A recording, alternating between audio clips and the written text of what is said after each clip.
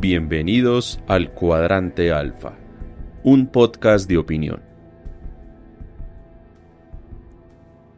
Mi nombre es Andrés Balaguera y voy para 6 años aquí en el mundo del podcasting y estamos en el Cuadrante Alfa, un espacio de opinión compartiendo con ustedes, y quiero saludar a Edgar Arroyo, el maestro compositor de la canción del Cuadrante Alfa, y también a David Ospina, quien nos hizo la muy bonita imagen, el logo, el diseño de la imagen institucional del Cuadrante Alfa. A ellos dos, muchas gracias. También quiero agradecer el apoyo, el acompañamiento y los conceptos, los comentarios que me han compartido tanto en Twitter, @cuadrantealfa, como en el grupo en Telegram. Los enlaces de Twitter y el grupo en Telegram están en la descripción de este episodio podcast.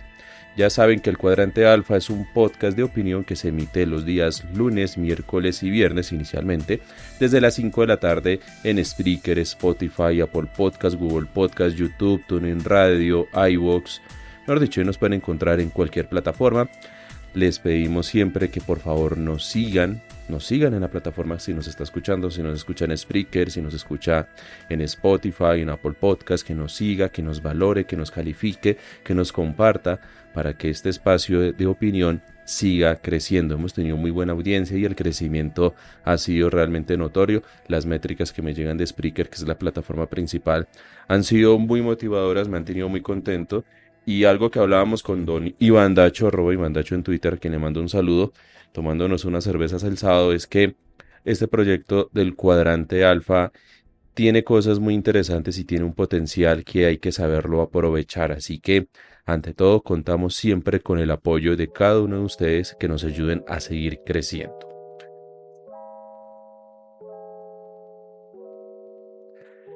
Han pasado varias cosas y está el tema de la reforma de la salud. Y ustedes han visto las diferentes peleas, incluso el tema fue motivo para las movilizaciones del uribismo, que salieron a marchar en contra de la reforma de la salud, pero cuando les preguntaban ahí en plena marcha si la habían leído, si la entendían, pues decían que no, comenzando por Pachito Santos. Entonces, ahí está el tema, ahí está circulando. La reforma ya está disponible para que la lean, es un texto extenso.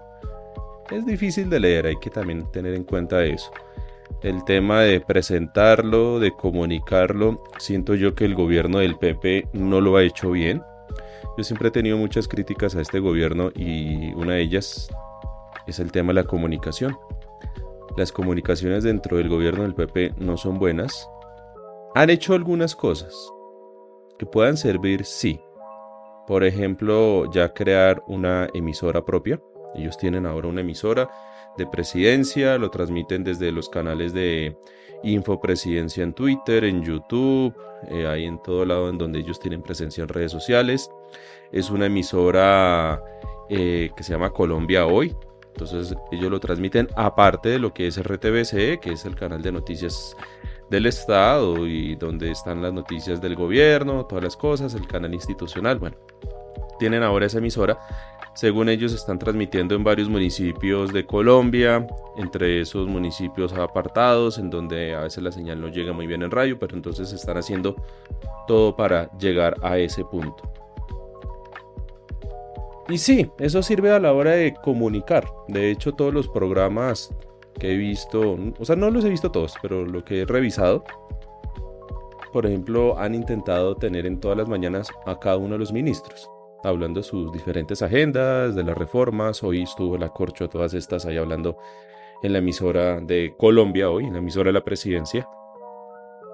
Y sí, eso está bien, para que se comunique en primera mano cuáles son las decisiones del gobierno, cuál es el plan a seguir, qué es lo que están haciendo, qué es lo que quieren hacer, cómo lo van a hacer. Ese tema de la comunicación está bien. Pero uno mira las métricas de ellos y sí tienen audiencia, pero no es mucha. Obviamente todo el espectro se lo siguen llevando los grandes medios de comunicación, RCN, Caracol, Semana y así. Son los que marcan las pautas, son los que marcan la tendencia, son los que marcan pues la agenda diaria en tema noticioso. Y mientras el gobierno del PP ha intentado mostrar que el gabinete de ellos en específico es un gabinete plural a nivel ideológico, plural a nivel del origen político de cada uno de sus ministros. Y que esa misma pluralidad llevó a cabo que se sentaran ministros diferentes a la cartera de salud a proponer, a hablar, a dialogar, a transar, a negociar la dichosa reforma a la salud. Y pues en eso hubo peleas, lo que es apenas normal.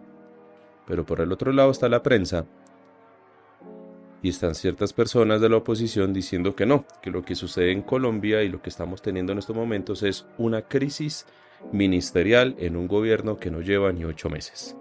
Una crisis ministerial en un gobierno que no ha alcanzado a cumplir su primer año. Una crisis ministerial en donde sencillamente Petro quiere imponer su ideología sobre la razón técnica de otros ministros y que esos ministros tendrían que renunciar o tendrían que irse porque no pueden ser parte de un gobierno que no los escucha. Entonces, por ejemplo, está este audio de la ministra de Agricultura, Cecilia López, que está rondando, pero es un audio que está cortado, porque es un audio de una entrevista mucho más extensa, pero personas como Daniel Briceño, personas del uribismo, gente de la prensa, están aprovechando este audio, que aún a pesar de estar cortado, si uno lo escucha con detenimiento, uno ve que lo que dice la ministra tiene razón. Escuchen ustedes y ya lo entramos a comentar.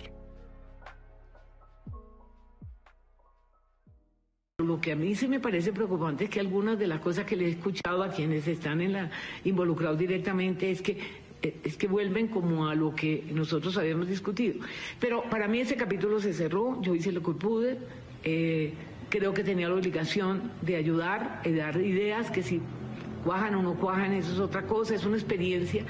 Yo dije claramente que el seguro social, que yo defiendo algunas cosas, el seguro social en casos críticos fue muy bueno, pero en el día a día fue muy ineficiente y además fue un foco de corrupción.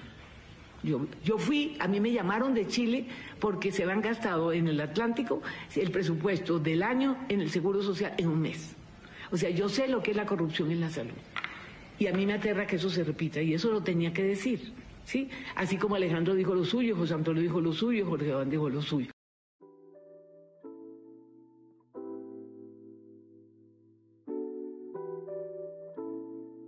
Bueno, ahí está entonces el audio de la ministra Cecilia López. Audio que ella dio para Noticias RCN, en donde ella dice que sí, que ella obviamente tenía sus puntos de vista frente a la reforma a la salud, que ella tiene pues unos peros,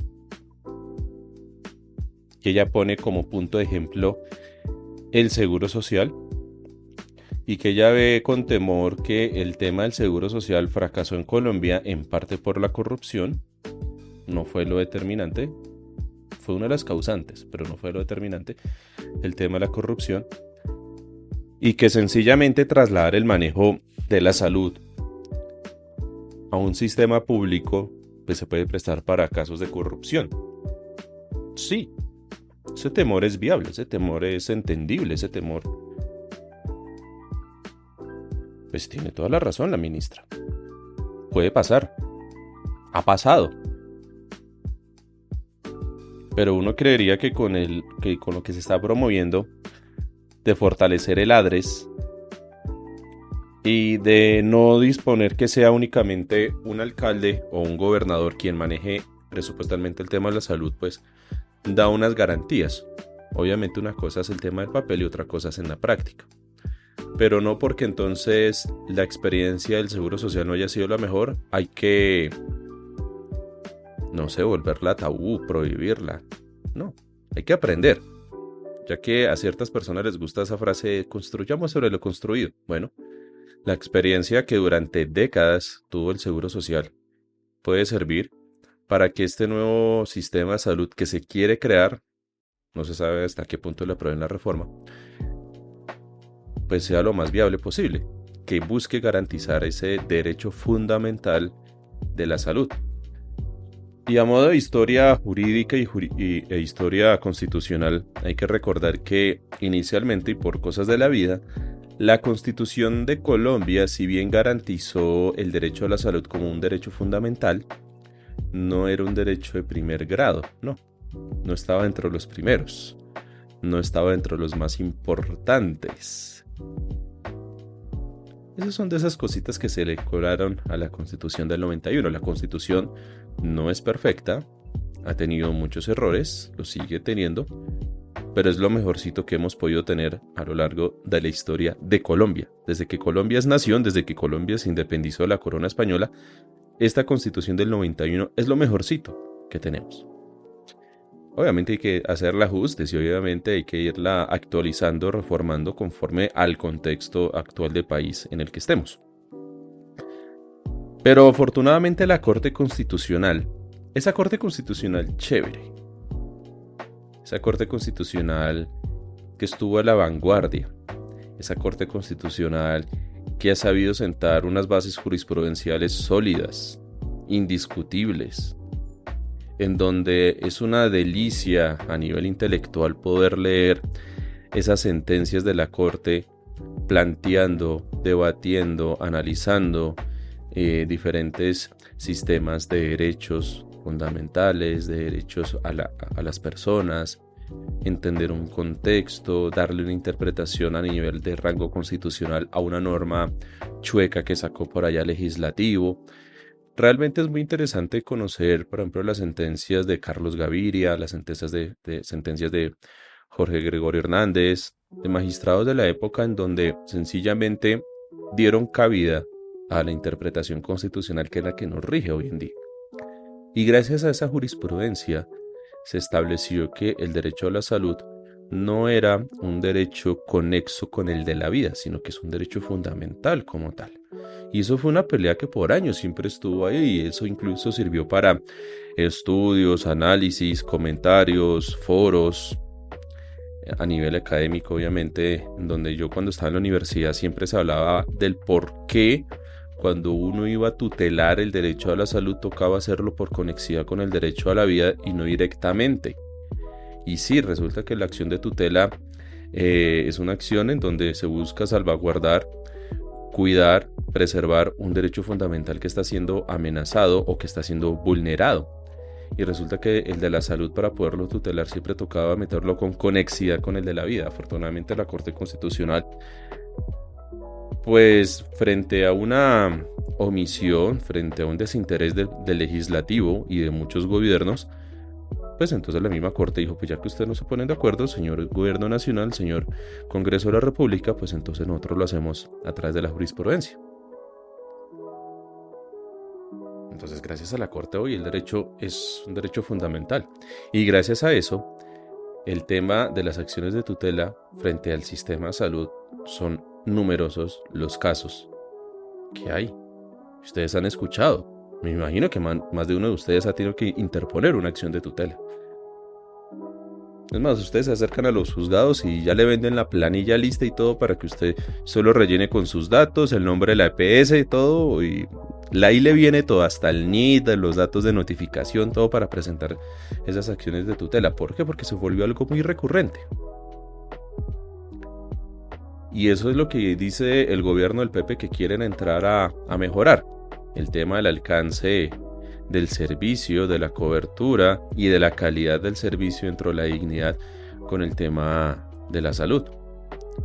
Y eso también es lo que la misma Cecilia López teme, tiene miedo. Los miedos son razonables en ese caso. Yo le doy toda la razón a ella. ¿Una mala experiencia con el Seguro Social? Sí. ¿Y el Seguro Social manejaba un presupuesto gigantesco? Sí. ¿Y parte de ese presupuesto se iba por temas de corrupción? Sí. ¿Estaba el tema sindical de los que eran servidores públicos dentro del Seguro Social? Sí. Hubo muchas sentencias judiciales en contra del Seguro Social, condenando el Seguro Social, ordenándole indemnizar a sus trabajadores, ordenándole indemnizar a los afiliados al Seguro Social. Sí. Yo recuerdo mi época que estuve ya en la etapa final de la liquidación del Seguro Social año 2015. Yo entré en 2014, para el 2015, y en marzo del 2015 salió el decreto finalmente donde se declaraba la liquidación total del Seguro Social y se mandaba el patrimonio remanente del Seguro Social a la misma sede donde está el patrimonio remanente que todavía existe de Ferrocarriles Nacionales. Entonces por allá deben estar todavía los viejos expedientes de ese Seguro Social, buscando los dolientes, recibiendo requerimientos, recibiendo peticiones de gente que quedó todo su proceso de indemnización en el limbo o que no se alcanzaron a notificar antes de la liquidación. Bueno, todo lo que le corresponde a ese patrimonio remanente. Yo cuando estaba en ese Seguro Social yo veía cómo era el funcionamiento no más del área administrativa, y mi función era sacar las resoluciones, expedir las resoluciones, dando cumplimientos a fallos judiciales de la jurisdicción laboral, obviamente, en donde condenaban al Seguro Social en favor de los trabajadores del Seguro Social. Esa era mi labor, sacar esas resoluciones, leer el fallo, entenderlo, revisarlo, mandarlo a la gente de nómina, revisen el tema monetario, el tema de la liquidación, todo, y sacar esa resolución. Y por ejemplo, el edificio en donde estábamos era el famoso edificio Cudecom, el que queda en la calle 19 con Caracas. Aquel famoso edificio que por allá en la década de los 70s lo trasladaron porque tenían que hacer la doble calzada de la calle 19, entonces le montaron unos rieles y lo corrieron como granito de la ingeniería colombiana, cuando se pueden hacer las obras. Y era tanto la gente, sí, era tanta la gente que trabajaba dentro del Seguro Social y eran tantas las cosas dentro de los beneficios sindicales que tenían los trabajadores que incluso había un cargo de ascensorista. Y habían 2 ascensores en ese edificio, uno principal para los trabajadores y uno exclusivo que utilizaba directamente el gerente del Seguro Social o los grandes directores del Seguro Social. Unas oficinas grandísimas, toda la vista de Bogotá, del centro de Bogotá. Uno en las mañanas, si uno quería, uno podía ver hasta los nevados. Si estaba despejadísimo, desde ahí se podían ver muy bonitos los nevados. Y nada, dentro de la liquidación tuvieron que cuantificar bienes como cuadros, vajillas, jarrones, floreros, parte mobiliarios, muebles, televisores, es un poco de cosas. De ahí salió harto recurso para liquidar el tema del Seguro Social. ¿Que eso era lo correcto? No. Ya representaba una serie de excesos en que había incurrido el Seguro Social, que fue incapaz de solventar, de cuantificar, de administrar, por ejemplo, los requerimientos sindicales. Porque si bien los sindicatos son necesarios, cuando uno estudia derecho colectivo en la universidad es una materia muy interesante porque uno estudia primero esa historia sindical, el por qué hay sindicatos, el por qué tienen que existir sindicatos y el cómo los derechos laborales se han ido adquiriendo, han ido avanzando gracias a esos mismos sindicatos. Cuando los sindicatos funcionan bien, el sector productivo en donde están se dispara, aumenta, porque los trabajadores están contentos, los trabajadores están en óptimas condiciones, los trabajadores están bien pagos, están gozando de buenos derechos y de garantías dentro de su actividad de trabajo, y la empresa o el gremio empresarial en donde están, pues es mucho más productivo. Y hay muchos casos de éxito, no solo en Colombia, sino a nivel internacional. Pero lamentablemente, el sindicato del Seguro Social fue uno de los determinantes, de los causantes de esa liquidación del Seguro Social. Lo mismo que pasó con Ferrocarriles Nacionales. Lo que pasa es que a lo largo de la historia y de las narrativas se empezó a asumir que esa era una culpa exclusiva de los sindicatos. Entonces usted habla con cualquier persona, ¿por qué se acabó Ferrocarriles Nacionales? Ah, eso fue culpa de los sindicatos. Es que los sindicatos quebraron eso. Es que los sindicatos. Es que eso fue un tema de corrupción de los sindicatos. Y cuando uno mira el caso de Ferrocarriles Nacionales, sí, había un sindicato grande, avariento. Habían casos de corrupción, sí, pero no eran los únicos, no eran los determinantes como tal, como causa única y exclusiva para liquidar ferrocarriles, no. Fue un tema también de política en favor de los gremios de los camioneros y de los de transporte de pasajeros, los buses. Porque sencillamente si el tren se expandía y crecía y se industrializaba aún más como en otros países, pues los iba a dejar a un lado. Lo mismo pasó con el Seguro Social. ¿Quién liquidó el Seguro Social? Recuerden ustedes. Sí, fue en marzo, el acto final, el decreto final de la liquidación del Seguro Social, gobierno Santos, pero no fue el gobierno Santos el que inició la liquidación del Seguro Social. Fue Uribe. Uribe, como presidente, inició la labor de la liquidación del Seguro Social y colocaba en ese entonces al fallecido ministro Londoño, que era el de salud. No sé si ustedes recuerdan que Uribe tuvo un ministro que era de protección social, que él lastimosamente se accidentó en un avión haciendo un viaje oficial dentro del país, falleció. Entonces teníamos un entierro de un ministro en ejercicio y este ministro salía a decir, entre otras cosas, es que el Seguro Social se nos chupa el presupuesto. Es que ya el Congreso nos aprobaron no sé cuántos billones y llegó el Seguro Social y se lo chupó todo. Casi lo mismo que dice Cecilia López. Pero eso se podía arreglar. Aquí Colombia ha asumido que lo que está mal en términos de entidades nacionales hay que liquidarlas. El DAS está chuzando. ¿Qué hacemos? Liquidemos esa vaina. ¿Y entonces qué hacemos con los aparatos de tecnología y con todo lo que ha tenido en infraestructura el DAS? No, pues pasémoselo a la policía. Listo. Pero resulta que la policía también está chuzando. O bueno, estaba chuzando en el gobierno pasado, no sé en este. ¿El mal se acabó? No. Sencillamente cambió de nombre, cambió de oficina, cambió de entidad. ¿La solución era liquidar el DAS? No, la solución era reformarlo, modificarlo y acabar con esas malas prácticas. Otra cosa que liquidó Uribe, Telecom, y hoy sí que le ha hecho mucha falta a Colombia el haber liquidado Telecom.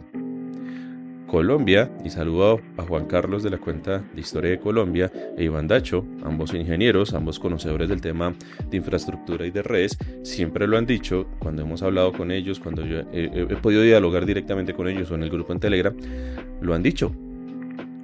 El tema de Telecom, el tema de cortar esa infraestructura que tenía, esa avanzada que tenía Colombia con la venta de Telecom, con la liquidación y posterior venta de Telecom, fue fatal. Porque fue privatizar lo que Telecom como entidad pública había logrado alcanzar durante décadas. Fue haber botado a la basura el trabajo y el desarrollo que tuvo Colombia en esa área de infraestructura, a la basura. Telecom lo compró Telefónica, que hoy es Movistar. Telefónica es la dueña de Movistar. Y eso mismo pasó con el Seguro Social. El Seguro Social no solo era la EPS, por decirlo así, no solo era la prestación de medicina, sino que ellos también funcionaban como una especie de aseguradora de riesgos laborales, como una ARL, pero también funcionaban con el tema pensional. Entonces lo que Uribe hizo fue liquidarla y desglosar esas tres funciones en tres entidades nuevas. Entonces está la nueva EPS, que se encargó de toda la parte de salud, está Positiva, que es la ARL, la aseguradora, y está Colpensiones, que asumió todo ese pasivo pensional. Y ustedes escuchan al presidente de turno de Colpensiones, también tuve la oportunidad de trabajar ahí, manejando la liquidación de sentencias en contra de Colpensiones, y es que ellos dicen, nosotros no pudimos ni siquiera empezar con patrimonio propio, sino que nosotros recibimos todo ese pasivo grande del Seguro Social. Pero tranquilos, lavémonos las manos porque ya el gobierno nacional liquidó el Seguro Social se chupaba la plata, el Seguro Social no servía, el Seguro Social había que acabarlo y ya, se liquidó. Pero resulta que los problemas siguieron. Esos problemas se trasladaron, así como con el tema del DAS, a una nueva entidad, a una nueva oficina. El tema pensional se trasladó a Colpensiones. El tema de salud se trasladó a la nueva EPS. Y no por nada, la nueva EPS es la que casi tiene el récord de tutelas que les colocan por fallos en el tema de la salud. ¿Sirvió haber liquidado el Seguro Social? No. ¿Se solucionaron los problemas al liquidar el Seguro Social? No. ¿Se vio beneficiada a la gente por la liquidación del Seguro Social? Realmente no. Porque la nueva EPS le tocó volver a empezar cargando con un pasivo que venía del Seguro Social. Colpensiones le tocó volver a empezar cargando con un pasivo que venía del Seguro Social. Entonces, ¿cuáles eran las soluciones? Pues modificar lo que estaba fallando, que es lo que se hace en cualquier otra empresa. Una empresa, en el sector privado obviamente, su finalidad es obtener ganancias. ganar más de lo que se invierte, ganar más de lo que se destina para su funcionamiento, para que sea rentable. Y si se empieza a ver que hay cosas que están fallando, pues sencillamente se reestructuran, se miran alternativas, se revisa con la junta directiva cuál es la labor misional que debe tener el gerente que va a llegar a solucionar ese chicharrón de esa empresa. Y si en últimas no pueden, pues se cierra, pero muy seguramente llegará otro que cubra ese mercado y continúen con unos nuevos clientes o algo así. O sencillamente se llama una decisión de una empresa, una fusión, otras cosas más que se dan en el mundo empresarial. En el sector público es diferente, porque el sector público, contrario a lo que muchos piensan, no busca obtener ganancias. La labor, la función de una entidad pública debe ser sin ánimo de lucro, no tener cifras rentables, no, porque lo que está haciendo esa empresa pública, esa entidad pública, es prestar un servicio. ¿Dentro de qué? Dentro de los llamados derechos fundamentales. Entonces, queremos llevar agua a las personas. Entonces montemos una empresa pública de acueducto. Queremos llevar el tema de la telefonía y la comunicación a las personas. Entonces se monta una empresa pública que presta ese servicio. Queremos llevar el servicio a la salud. Bueno, entonces se mete una empresa que preste el servicio de la salud. Queremos garantizar el tema pensional de las personas. Entonces se crea una empresa, una entidad estatal que preste ese servicio para los que se quieran pensionar ahí lo hagan. Y esas empresas, esas entidades públicas no deben correr bajo la lógica privada de obtener ganancias, pero sí lo deben hacer frente a un tema de eficiencia, y es que los recursos que reciba se deben administrar bien. En términos sencillos, cuando una persona tiene una herida y empieza a desangrarse y le van saliendo chorros de sangre, pues ¿qué hay que hacer? Pues hay que aplicarle un torniquete, ponerle unas compresas, buscar que esa hemorragia cese, porque si no se muere la persona. Algo así pasa con las entidades públicas. Lo que pasa es que sí, el Seguro Social estaba herido, pero no lo curaron. Antes, lo mataron. Le aplicaron la eutanasia.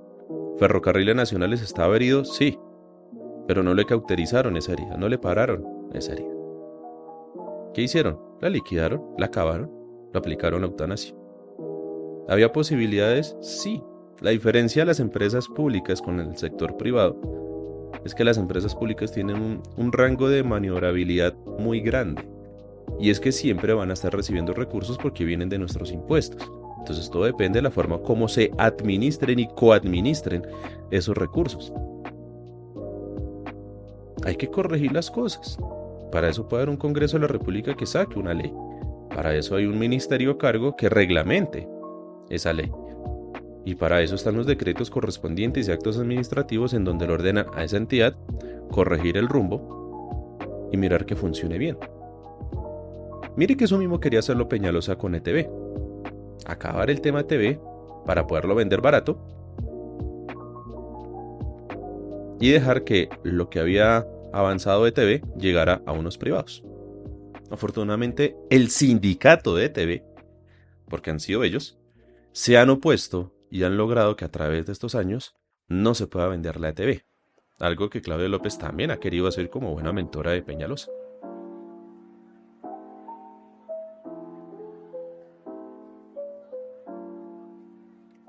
Entonces, para responderle a la ministra de Agricultura, ¿qué pasaría si se aprueba la reforma de la salud tal y como está y se empieza a dar un mayor presupuesto y un manejo a través del ADRES con los diferentes datarios locales?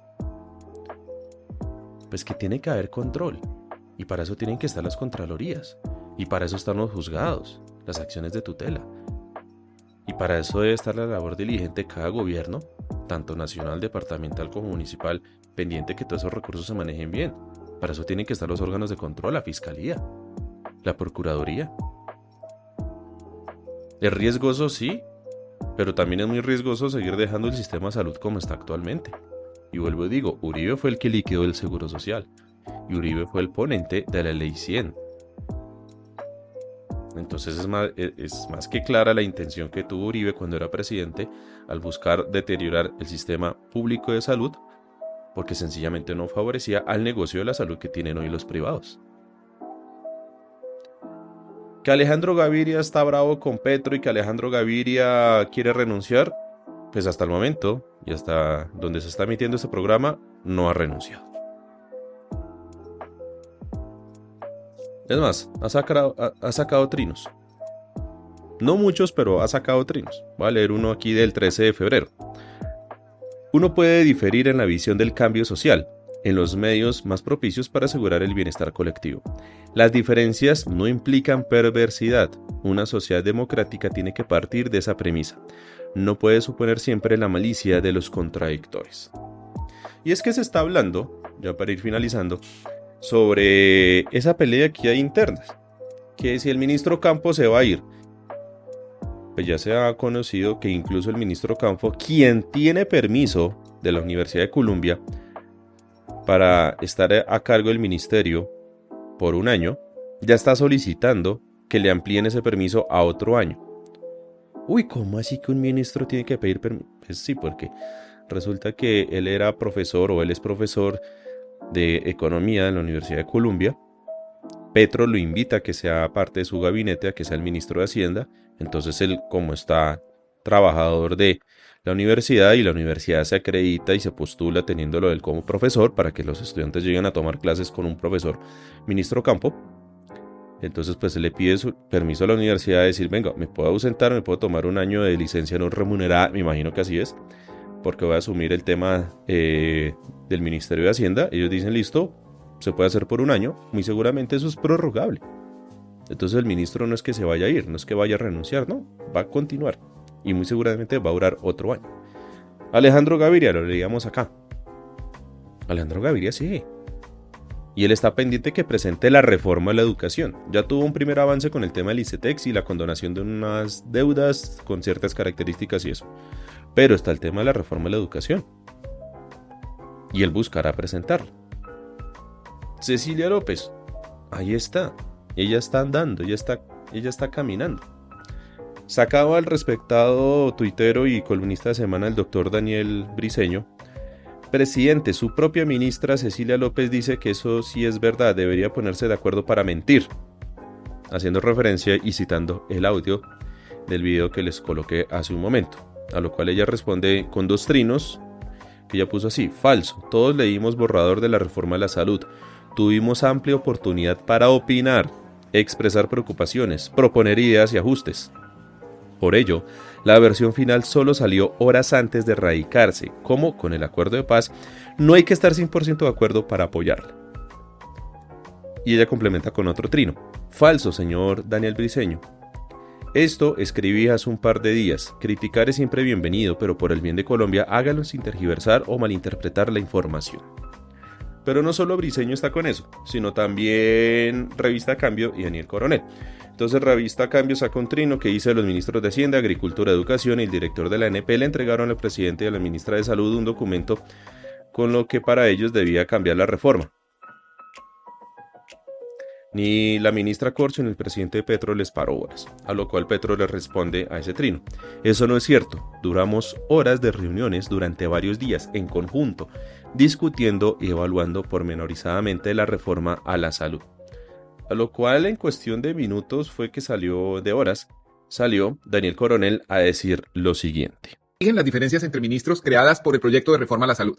La revista Cambio registra en esta edición un agrio incidente entre miembros del gabinete que se desarrolló en dos escenarios: la oficina de la jefa de gabinete Laura Sarabia y el despacho del presidente Gustavo Petro, quien hace unos minutos puso un trino negando el enfrentamiento. Ahí ustedes lo pueden ver. Les voy a contar el episodio tal como me lo narró una persona presente en la reunión. El presidente Petro les había pedido a los ministros de Educación, Alejandro Gaviria, Hacienda, José Antonio Campo, Agricultura, Cecilia López, y al director nacional de Planeación, Jorge Iván González, que elaboraran un escrito, un documento agrupando las observaciones que tenían sobre el articulado de la reforma. Ellos me entregaron y se sorprendieron de que, a su juicio, ninguna de las observaciones hubiera sido incluida. Una fuente cercana a la ministra de Salud, Carolina Corcho, tiene otra versión. Las observaciones del grupo de ministros sí fue considerada e integrada al régimen de transición del sistema de salud. Por eso es que se empezó a hablar de que las EPS podrían seguir existiendo y funcionando, adaptándose al nuevo sistema. Como sea, los ministros discrepantes sintieron que los habían puesto a trabajar en vano, a votar corriente, y que el proyecto de reforma sigue tal cual. Esa circunstancia habría dado origen a la discusión en la oficina de Laura Sarabia, en la que, según uno de los asistentes, el tono fue ríspido y el ambiente tenso. La fuente del reporte asegura que los puntos de choque son dos. Primero, la naturaleza del sistema de aseguramiento en salud. Y segundo, los costos de la reforma. El documento de los ministros discrepantes y del Director Nacional de Planeación, documento que por cierto hasta ahora sigue sin conocerse, y cuando se conozca yo creo que va a dar noticia, sugiere que se cree un sistema mixto de aseguramiento entre el Estado y las actuales empresas promotoras de salud EPS. A juicio de la ministra de Salud y del propio presidente, ese modelo sería más regresivo que el actual y terminaría ocasionando una afectación al derecho fundamental de la salud de los ciudadanos. De acuerdo con la visión del Ministerio de Salud respaldada por el presidente, de aplicarse ese esquema, las EPS terminarían quedándose con los mejores mercados y el Estado con los más difíciles. Dicho en otras palabras, según la interpretación del presidente Petro y la ministra Carolina Corcho, eso equivaldría a darle la carne a los privados y reservar el hueso para las entidades públicas. Con lo cual, terminaría la mayor parte de los recursos del sistema en manos de las EPS dirigiéndose a unos ciudadanos, mientras que los otros, los más desprotegidos, tendrían acceso a un sistema de salud de menor calidad. Tanto el presidente como la ministra sostienen que la regulación de la salud no se le puede dejar a las reglas del mercado, porque el mercado no tiene como meta la equidad, sino la rentabilidad de los intermediarios. Esa diferencia causó un aumento de tono en la discusión. En un momento, la ministra de Salud, Carolina Corcho, les dijo a sus colegas de gabinete que ella no iba a presentar una reforma de esa naturaleza porque no cree en ella. La considera regresiva y neoliberal. No encuentra lógico ni justo un sistema de aseguramiento mixto y no cree que el Estado pueda delegar en particulares el cumplimiento de un deber constitucional. Que ese no sería un cambio, o sí lo sería, pero para peor. Esas fueron algunas de las últimas frases que se oyeron en la oficina de la jefe de gabinete, Laura Sarabia, antes de que las hicieran pasar al despacho presidencial que queda exactamente al lado. La conversación continuó frente al presidente Gustavo Petro en un tono mucho más sereno y esta vez se centró en el costo de la reforma. La discusión tiene un preámbulo. Un poco antes, el ministro de Hacienda había publicado este trino con un extenso comunicado en el que decía que las reformas agraria, de salud, laboral y pensional debían respetar estrictamente la regla fiscal. Muchos entendieron el comunicado del ministro de Hacienda como una alusión directa a los costos de la iniciativa de la ministra de Salud, más que a las otras reformas. Y es que en ese tema del costo fiscal aún no se llega a un consenso pacífico entre los miembros del gabinete. El Ministerio de Hacienda calcula el costo en 60 billones de pesos, es decir, casi en 3 reformas tributarias como la recién aprobada. La enorme cifra está dada porque le están cargando a la reforma a la salud algunos costos que no deberían atribuirse a ella, sino al funcionamiento normal del sistema. En otras palabras, son costos que con reforma o sin reforma el Estado tendría que atender, aunque quizás en dimensiones distintas a las planteadas por los ministros discrepantes. Estos costos están, primero, en incluir todas las deudas pendientes de las EPS. La ministra de Salud señala que considerar que el 100% de la cartera es irrecuperable no es realista y que muchas de estas deudas se vienen honrando dentro de plazos razonables. Un segundo aspecto tiene que ver con la regularización laboral de los trabajadores de la salud. Y el tercero, con la actualización y el mantenimiento de la infraestructura hospitalaria, que es una responsabilidad que la nación comparte con privados que tienen IPS, con departamentos, porque hay hospitales departamentales, y con municipios, porque hay hospitales municipales. Entonces, cargársela todo al presupuesto nacional, según la interpretación del Ministerio de Salud, tampoco corresponde. El presidente Petro oyó a los ministros de Educación, Agricultura y Hacienda, y luego escuchó a la ministra de Salud y dirimió la controversia a favor de ella. Les pidió que se recalcularan los costos de la reforma para hacerla viable, porque el enfoque de los discrepantes mataría la iniciativa. Dentro de los anexos a la reforma a la salud hay un documento de trabajo de 103 páginas fechado este mes de febrero, es decir, es muy reciente. Ese papel establece planes decenales para la transición, es decir, un esquema de largo plazo y expone una forma de funcionamiento que considera viable en lo financiero. El hombre detrás del análisis financiero de la reforma es un economista muy reconocido, Luis Jorge Garay, doctor de MIT e investigador de las universidades de Oxford y Cambridge y del Banco Interamericano de Desarrollo. Como sea, el camino de la reforma en el Congreso no se ve despejado. Ante las posiciones públicas de discrepancia del presidente del Senado, Roy Barreras, la ministra de Salud decidió presentar el proyecto inicialmente por la Cámara de Representantes, presidida por David Racero, a quien ven mucho más cercano al gobierno. El trámite de aprobación, que desde ya se vislumbra difícil, empezará mañana martes. Tendrá un papel muy destacado en ese trámite la Comisión Séptima de la Cámara, que se ocupa de asuntos de salud, seguridad social y familia. El presidente de esa célula legislativa es Ahmed Escaf.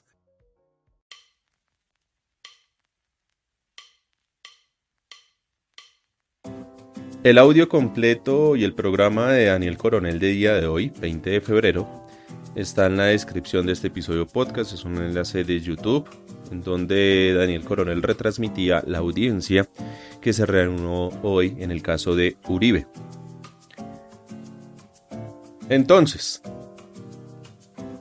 ¿qué pasa? Escuchando a la ministra Cecilia López, leyendo los trinos de Alejandro Gaviria, leyendo lo que mismo Petro dijo y escuchando lo que dice Daniel Coronel, sí, hubo peleas internas, hubo discusiones, pero me quedo con la frase de Alejandro Gaviria. Ustedes saben que para mí Alejandro Gaviria no es santo de mi devoción, por decirlo así, pero me quedo con esta frase de él. Las diferencias no implican perversidad, o sea, no son perversos por tener diferencias, no hay, o sea, una cosa es que se discuta, una cosa es que se debata, Una cosa es que se hable desde una postura ideológica. Pero ellos hacen parte del gobierno. Ellos son los asesores de primera mano del gobierno nacional. Los ministros tienen línea directa con el presidente. Los ministros cumplen una función meramente delegataria y ejecutoria de las funciones que tiene el presidente por constitución y por ley. Es por ello que el presidente es quien nombra libremente a sus ministros. Y Petro puso libremente, bueno, obviamente están las concesiones políticas y acuerdos que se hagan, a Alejandro Gaviria, a Cecilia López, a Ocampo. Y sí, hay discusiones. Métanse ustedes en la junta directiva de una empresa, si tienen el privilegio de hacerlo. Métanse ustedes en una decisión de una sala plena de la Corte Constitucional o de la sala penal de la Corte Suprema de Justicia. Son 9 magistrados, por ejemplo, tanto en la sala penal de la Corte Suprema como en la sala plena de la Corte Constitucional. Son 9 magistrados, número impar. Debaten, controvierten y al final al cabo toman las decisiones vía democrática por mayoría o buscan que el que tiene el poder de decisión decida qué hacer.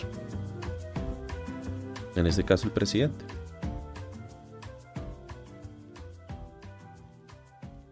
Que hayan sucedido discusiones es normal, pero eso no quiere decir que el gobierno se va a acabar, que están en crisis ministerial, que si dentro de una empresa la junta directiva se agarraron y todo y al final tomaron una decisión, no quiere decir que la empresa entonces se va a acabar. No quiere decir que dentro de la sala plena de la Corte Constitucional tomaron la decisión muy disputada, por ejemplo, para el tema de la Procuraduría. Entonces se enemistaron todos los magistrados, se acabó la Corte y ya no se aguantan entre ellos. No. Como diría Claudia López, la vida sigue, mi hermano. Lo dijo Cecilia López. Ya, uno asume las posturas, uno las defiende y uno también sabe que a veces hay que tomar decisiones en contrario. O como lo dijo ella en ese trino, como con el acuerdo de paz, no hay que estar 100% de acuerdo. Bueno, se escucharon advertencias y todo. Ahora el boroló, el cirilí está, si esto se debe manejar bajo un tema de ley estatutaria o ley ordinaria. El gobierno nacional ya rápidamente insiste que este es un tema de ley ordinaria, porque lo que busca es reformar la ley 100. Otros lados dicen que no, que esto debe ser un tema de ley estatutaria, porque lo que busca es reformar la parte estatutaria de la ley de la salud. Eso sí, ya quien tendrá la última palabra en este caso es la Corte Constitucional, la que entrará a revisar si se llevó a cabo bien. Dicen que entonces que se va por Cámara de Representantes, entonces va a correr trámite de ley ordinaria. Si en dado caso le fracasa el tema al gobierno, pongámoslo así, le aprobaron la reforma a la salud, salió la reforma a la salud, llegó la Corte Constitucional, la revisó y dijo: qué pena, señores, gobierno nacional, esto era una ley estatutaria, no una ley de gobierno, se declara inexequible, pues nada, vuélvala a rehacer y vuélvala a presentar ahí sí como ley estatutaria. Si en el Congreso no les aprueban o les tumban la mayoría de los articulados de la ley, pues bien pueden retirarla, reformularla y volverla a presentar. Todo es el cómo lo vendan, el cómo la presenten, el cómo suceda esto. ¿Todavía es prematuro? Sí. ¿Va a cambiar mucho el texto de lo que está en la reforma frente a lo que se pueda aprobar finalmente? Sí. Ahí estará en juego el tema de la mermelada. Ahí estará en juego el tema del control que hagan, del lobby que hagan los ministros. Y les pongo un ejemplo muy reciente, la reforma tributaria. ¿Cuánto pedía el gobierno? Como 50 billones para recoger y terminaron recogiendo como 25, 20. Bueno, hay una suma mucho menor. ¿Qué impuestos a ciertos sectores? ¿Qué impuestos a ciertos productos? Todo eso estuvo ahí en la discusión, pero finalmente transaron, negociaron y salió aprobada la reforma tributaria. Muchos decían: uy, el gobierno perdió, pero pues el gobierno quedó muy contento porque les aprobaron lo que querían que les aprobaran. Entonces, esperemos a ver qué sucede.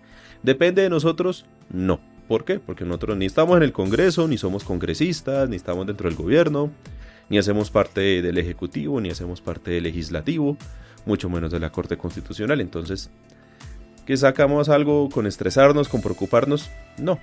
Eso no quiere decir que no estemos vigilantes, eso no quiere decir que no estemos pendientes. Y una forma de hacerlo, por ejemplo, es aquí compartiendo estas opiniones, estos temas en este podcast llamado El Cuadrante Alfa. No siendo más, yo me despido, descansen, que tengan un muy buen inicio de semana y nos estaremos escuchando el próximo miércoles.